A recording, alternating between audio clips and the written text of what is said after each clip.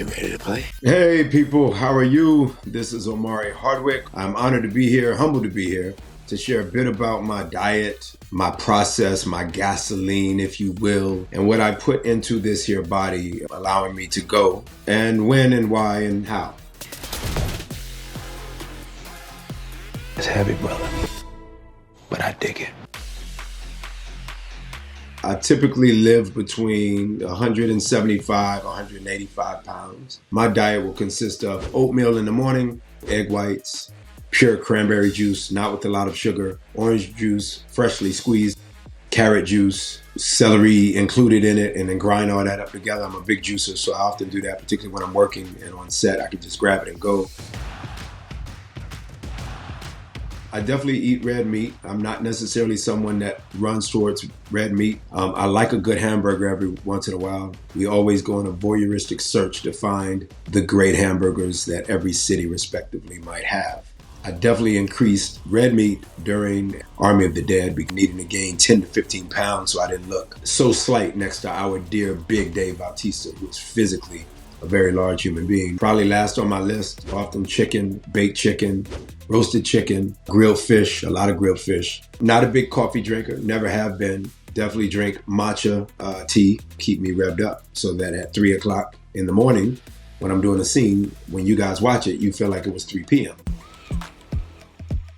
And then for dinner, I probably go back to fish, a lot of steamed asparagus, steamed broccoli. I knew at a young age that vegetables mattered. I was probably a rare kid in the sense that they actually did not taste bad to me. And maybe there's a cheat night in the midst of a week, and so there's cookies, typically oatmeal raisin. If you know me and love me, you know I like oatmeal raisin or peanut butter first and foremost. I usually wash it down with water, thinking, I guess, that is cleansing something of the dirt and the sweetness that I'm taking in. But I tend to be a cookie monster. And yeah, that's pretty much my day.